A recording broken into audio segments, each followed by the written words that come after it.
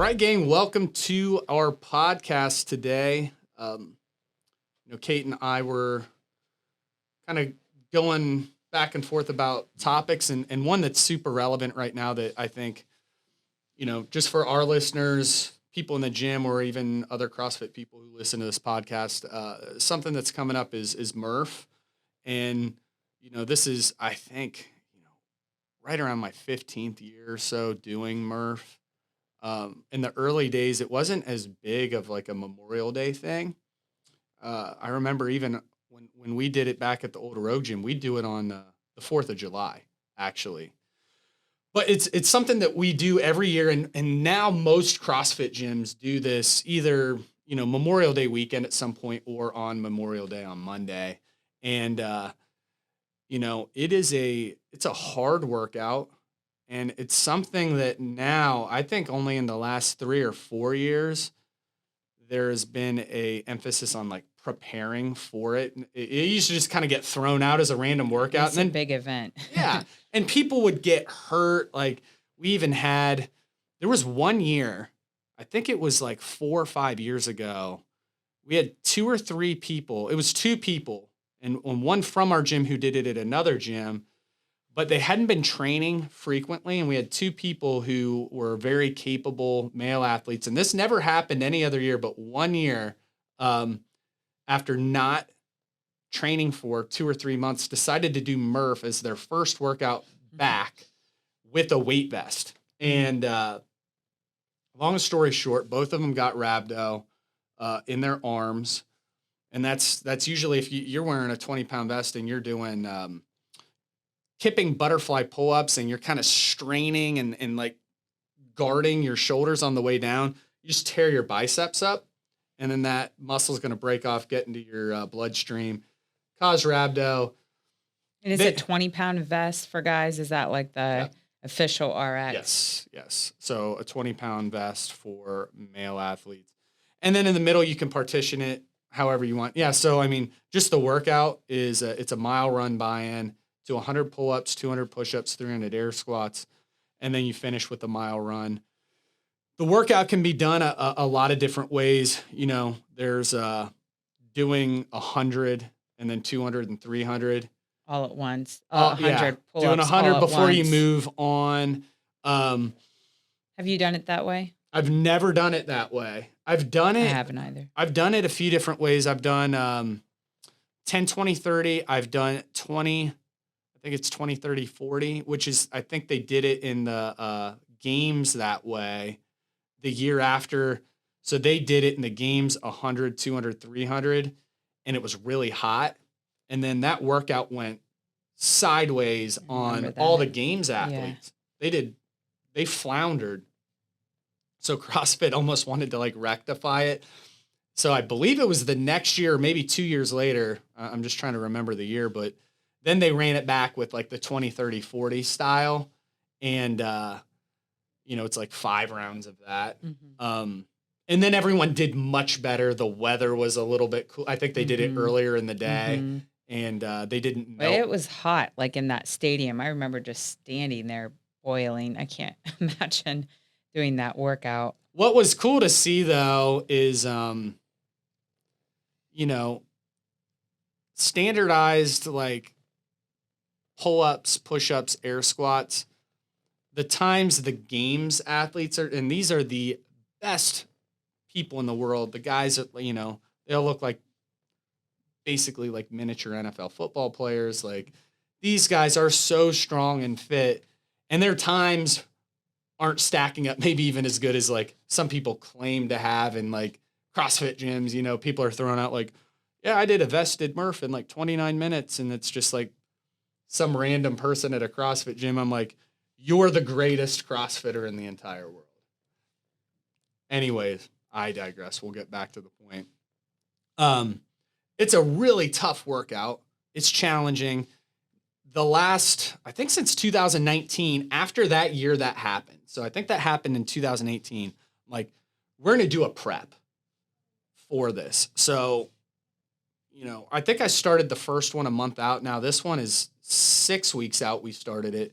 So twice a week we're doing training that is biased towards getting people prepped for it. So, um, right now on either alternating weeks, Monday and Tuesday, we're doing uh, strict work with pull-ups, push-ups, and squats. We're actually adding a little load to like some tempo goblet squats, strict pull-ups, and then Friday or Saturday we are doing a more dynamic workout, which is like a little lower volume version of Murph.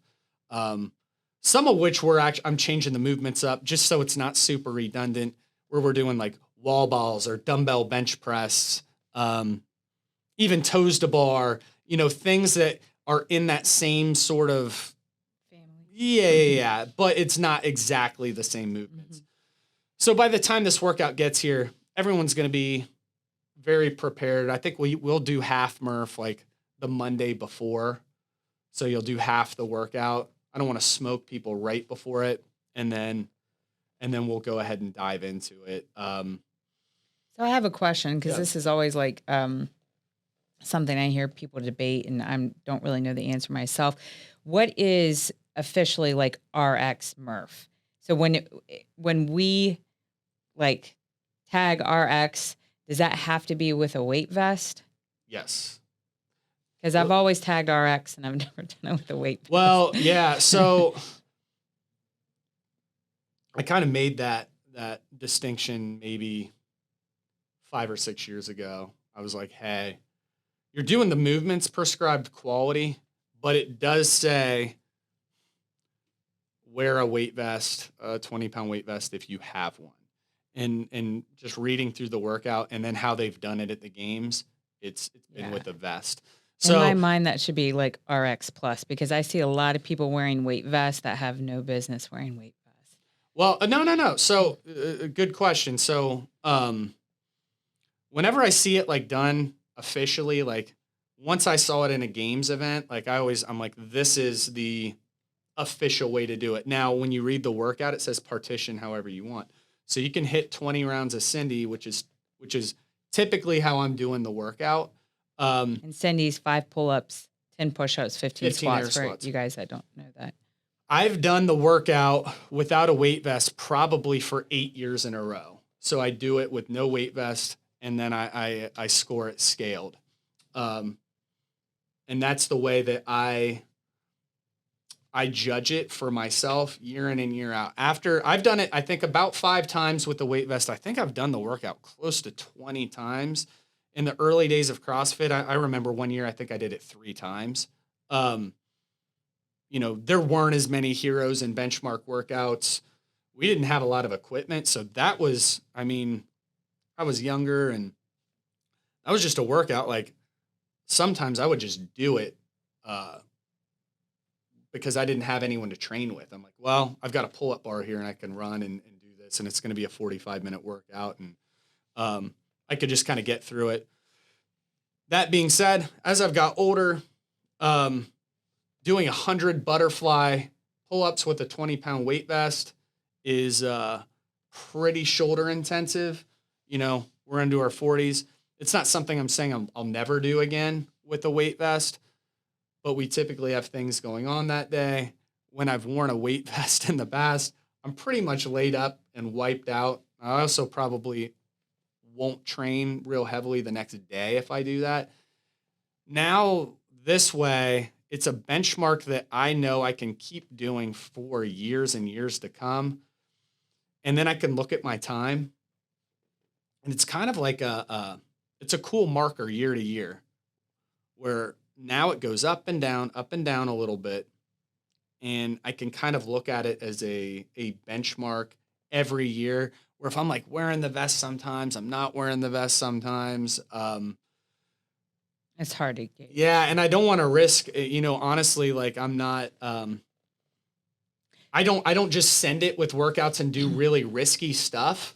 I think everyone who has that goal to check that box and do it weight vested, I think you should definitely go for it. And, things like, getting a ring muscle up. And I think everyone should try and challenge themselves to do these things when they're properly trained and ready. Like, what percentage of our gym do you think would well, let's say like what percentage and I don't, is I this don't know. smart? I couldn't tell you a percentage. Who is this smart for someone to do? Like, when would it be a good idea to wear a weight vest? To wear, oh, okay.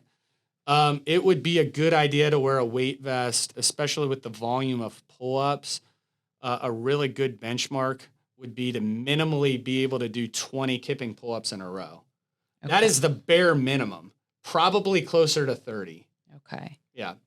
When I've done it with a weight vest, I could rip off 40 to 50 kipping pull-ups in a row. Okay. Yeah. That's probably going to be a small percentage of the gym population. 20, I think there's a lot of people who can do 20. Mm-hmm.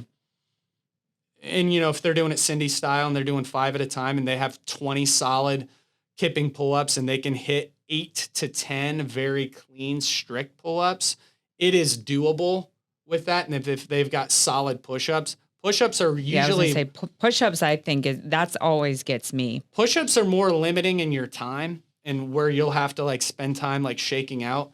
Pull-ups are the safety factor though. For your shoulders. Yes. Yeah. So Okay. you're not going to hurt yourself having to wait and rest on push-ups typically, but your shoulders holding together, especially on kipping pull-ups loaded, you want to have a really solid foundation, have some good strict pull-ups, preferably 8 to 10 minimally and at least 20 kipping pull-ups, and you're very efficient with that movement. If you're a 5 kipping pull-up person at a time, you use a band when we do strict stuff. Don't wear a weight vest. And it's also a weight vest on the run. So I think a lot of people might not think about that. Yeah. I mean, that's a heavy vest. If you don't love running or that's Yeah. not, I mean, you're wearing that vest for 2 miles. Yep. So it's a big deal. In my mind, it kind of makes sense that if like kind of what we believe in is more like the lesser percentage of people should be doing the weight vest, that's like RX plus, and the RX is just doing it all out. Cause I know that the RX is something that a lot of people have to scale. 100%. So the way I plan our typical daily training, if I was making that workout up, I would always make prescribed with no vest and make the vest RX plus, which you will see all the time with our workouts in class. That being said, it's a hero workout. It's been done at the games, just like an open workout, that has 185-pound snatches for guys. A very small percentage of our male population is going to do it. It is what it is. That's the prescribed I just way think to do it's it. good for people to hear this because then, first of all, like injuries, and then second of all, just to not make your whole day suck. Because Sure. if you're spending 75 minutes doing the workout, you might have wanted to scale down from what you're doing. However, you're doing that. I think a lot of it too, I mean, these are hero workouts and the whole thought process behind them is they are hard and you're supposed to suffer a bit when you do these. That being said, as we've, CrossFit is now like a very, as much as they always said it was an inclusive program, when I got into it, 70% of the gym was like people who potentially wanted to like compete in it or like Marines and stuff, the back 15 years ago. It was a little different mentality. Now we have a lot of general population in there. I think again, people, if you have that, like you have that carrot at the end of the stick, you're training for it and you're capable, you're putting in the work. I want people to challenge themselves and go for it. That being said, this is a workout that you need to respect, take seriously, and give it the proper respect with don't just jump into it, and also give it the proper respect in the way that like you probably shouldn't wear a weight vest if you're don't wear a weight vest and do ring rows. Don't do a weight vest and do push-ups on a box. Don't wear a weight vest and do quarter squats. Don't scale the move. Yeah. Don't do that. Do the movements properly before you load it.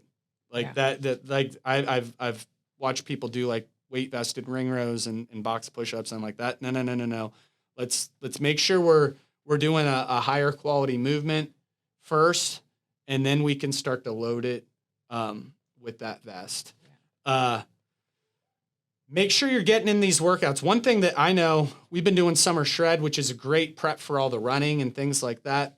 And that whole group is getting really prepared in that way. But oftentimes we're doing that second Murph prep workout on Saturday.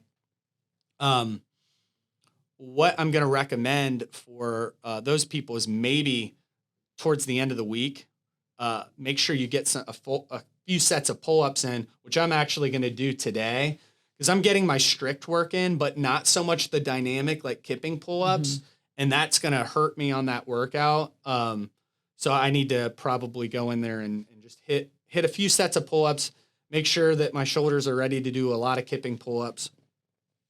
So make sure you're staying regular. If you miss some workouts or if you're traveling, like make sure you're just getting the volume of pull-ups and push-ups in, and that's going to keep you safe on the workout. Also, the biggest thing and the biggest reason people get rhabdo, and they've studied this pretty extensively in CrossFit, a lot of it revolves around drinking alcohol. The afterwards, after doing the workout, before any, it's just anywhere around your recovery the workout. Is such, and that's one thing. I mean, people kind of argue they can sleep better drinking, but my friends that wear the Whoop, like Maddie will have one drink and it'll be insane how much her recovery is just crap the next day.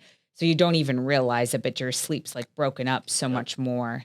That's good. So that in Memorial Day weekend is a huge drinking weekend.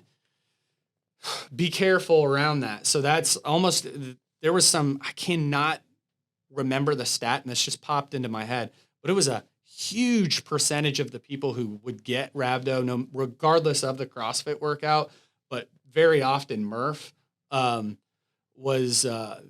was drinking involved around that workout. So if you've been getting hammered Memorial Day weekend, Friday, Saturday, Sunday, and then you come in to hit Murph, you better scale. Hungover, be careful. Yeah. Be very careful with your body because that's a recipe for rhabdo, not recovering, tearing your muscles up, and it's just not a good thing. And I've, I'll be, 100% like honest. Like I'm sure I've done that certain years where around that weekend or something, I've been having some drinks.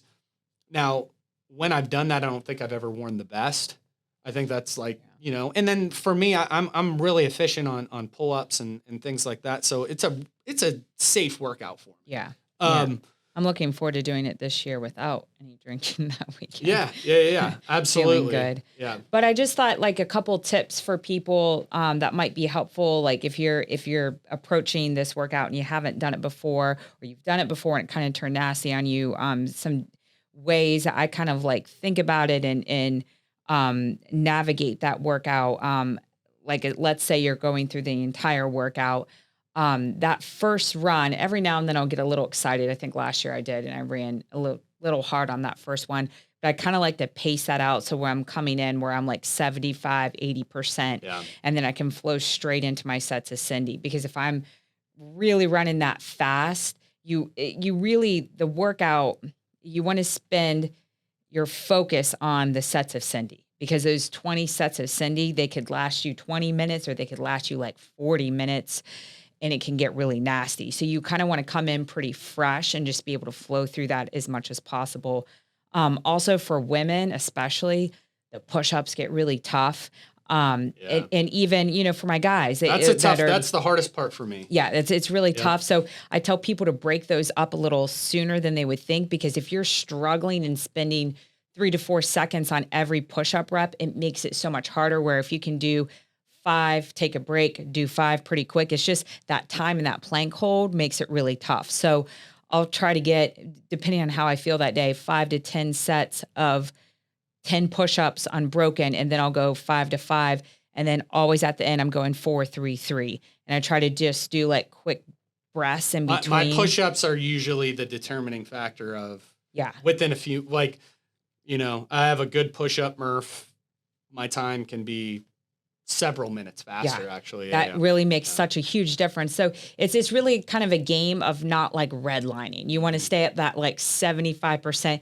And you might even feel like, oh, this run's a little easy, or Cindy's a little easy the first 10 rounds. Trust me, it's going to get hard. Yeah. But if you're pretty good and you've been pretty good with pull-ups, push-ups, and squats, you've been doing this for a while, I think a good goal is to go between like 45 seconds and 60 seconds on each round of Cindy. Now, it's probably going to bump up more to that 60 seconds, but someone like, I think Dan can do rounds of Cindy in like 30 to 45 seconds on the higher end of that. 45 seconds in the context of that workout is really fast. Yeah. But yeah, you can do that for a little while. They start stretching to 90 seconds and 2 minutes. Like, you're kind of in for it on the workout. Yeah.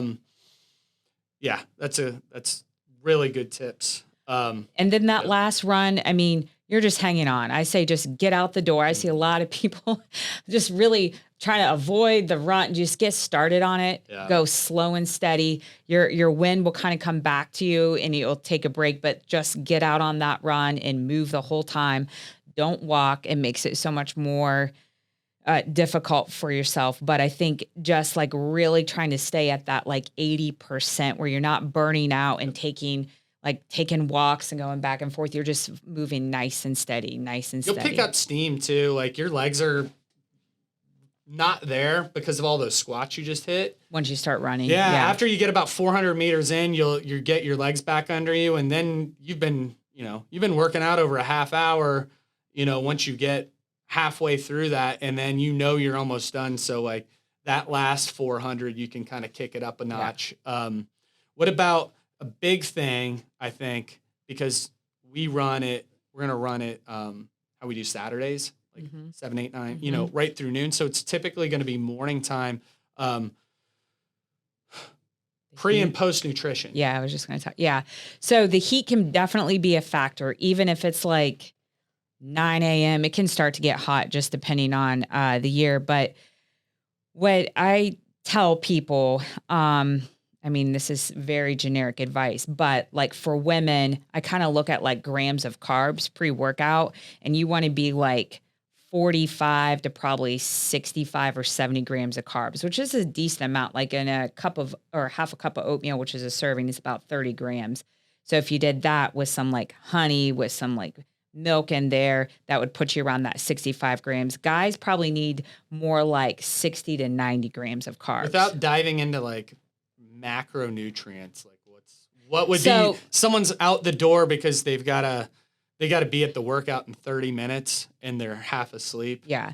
Something that's like people always are weirded out when I say this, but like cereal, no one really like hates to have a bowl of cereal. Sure. But if you have like a big bowl of kashi with a little bit of like Fairlife milk or something, that not a ton of dairy, so that's lactose free, that's going to allow you to have pretty good energy. You could do like, a toast and some eggs, but a bowl of cereal is just super simple. Everyone loves like Kodiak cake waffles too right now. If you did 2 of those with like, banana or like some maple syrup, just the banana alone is not going to cut it. You're going to bulk. No, I'm just saying, it's part of like your breakfast. Yes. So banana is probably about half of what you need. So just to kind of keep that in mind. And you want to kind of prepare a little bit and not wake up an hour before you're starting.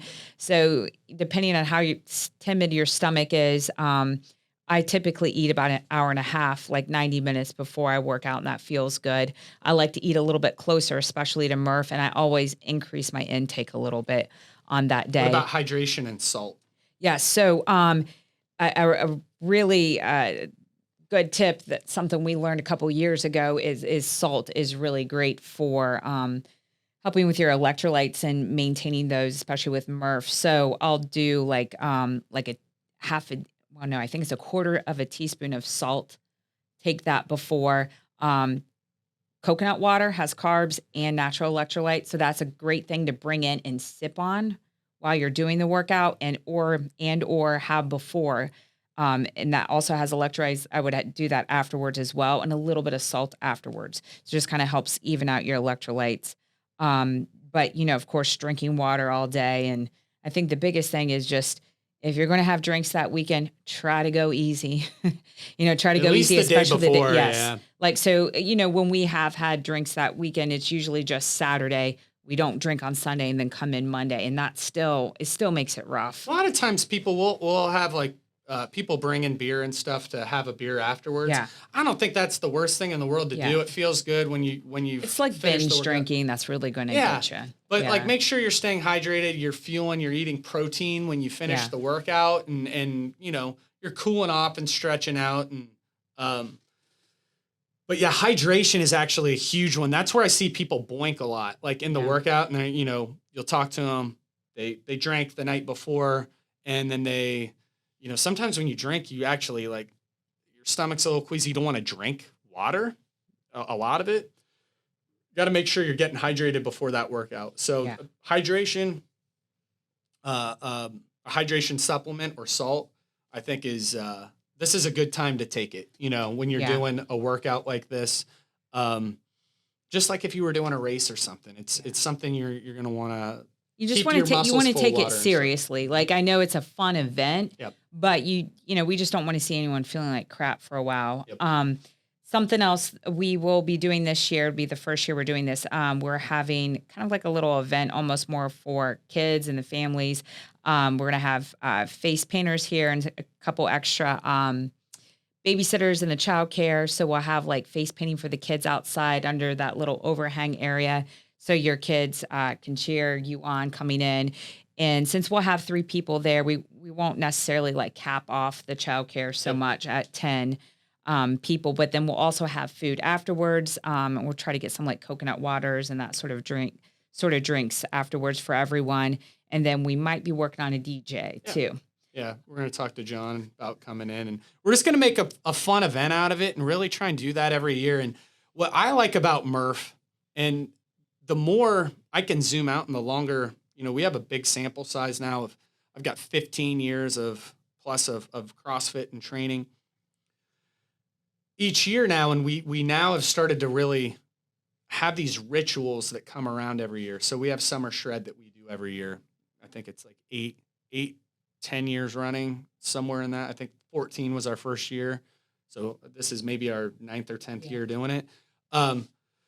We have like our Christmas workout. Murph. There's like the open. There's all of these training workouts that we do every year. And as we it's part of like my every year training where I'm like, oh, this is coming up. I need like the Christmas workout. I had been just boxing and doing things like that. I hadn't done hardly any CrossFit. I'm like, I got to really make sure I'm getting back into CrossFit shape. And it was really tough on me this year, but like I checked that box and I did it. And I was able to get through it by like doing that. And it's like, boom, it raised my fitness up a little bit. I got to get in gear for Murph. It's going to raise my fitness up a little bit. And we have all of these things that, there's at least half a dozen of these little check mark and markers.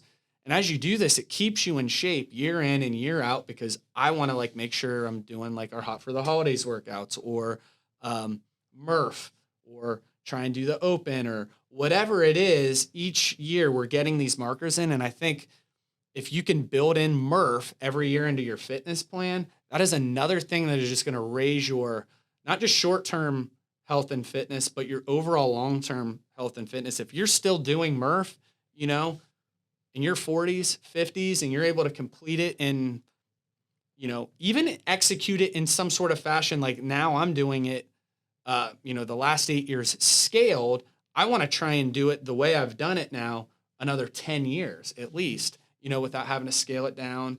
I still am going to consider mine RX though. But I think it's a great like fitness ritual to put in there. And my big things now, like that I like to hang my hat on, and it's more so than like hitting home runs and hitting huge PRs, is like, man, I got another year of that in. Yeah. I got another year of that in. And I stayed close to my good times, or man, that was my best time in 5 years on that. Or, ooh, that suffered a little bit. Next year, I'd like to improve a little bit more on that.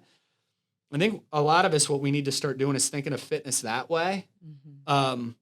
and building that into not just like our short-term goals in lives, but like our long-term, like start stretching it out and thinking more long-term and like, hey, I've done Murph 10 years in a row. Like it might not seem impressive right then at that snapshot, just like it's not super impressive, piggybacking off our financial talk last week, but like to put your money in a money market, but you keep doing that every month and you look at the long-term effects of that and it really starts to pay off. Where if you just stay super consistent with your fitness, it's the same way. That might not look super impressive, but that's going to mean so much for you over the years. And that's what's going to be healthier for you than to not have so many highs and so many extremes. I mean, that's for your 20s, and to you in your 20s, have at it. But like when you're looking at longevity, it's really hard to keep your head in the game if you're always trying to hit these peaks all the time. Yeah. So I big thing, just like we start to have this roadmap now. I think we really do. And I really started to kind of see that come together the last 2 years. I'm like, oh, we've got this year, this year. Man, that's like half a dozen things that we got to stay in shape for, like we got to, go out here and run, or we have to like, hey, we got to be in shape to participate in this. And because we don't want to sit on the sidelines for it. We want to be out there in all of these events, doing it every year. And sometimes that might actually mean in the short term, sacrificing a little bit of high-end fitness, like this very extreme fitness, to be able to participate all year round and not skip events because we're kind of going for this like all in, like, and then we're in like a recovery phase from like this thing and that thing and this thing and that thing. And it keeps you nice and steady. So try and use this as like a annual marker, and then try and have those quarterly or every step of the way where it's like, man, this is a little fitness check. And it can be like, things like my mom does the pumping run every year at the Arnold. We did that a good handful of times. So that was kind of like that, or the Open would be our spring check mark, Yeah, I think I'll just kind of leave it at that. And we're excited to see you guys on Murph. Make sure you're doing those Murph prep workouts, and we'll have a good time. See you next time.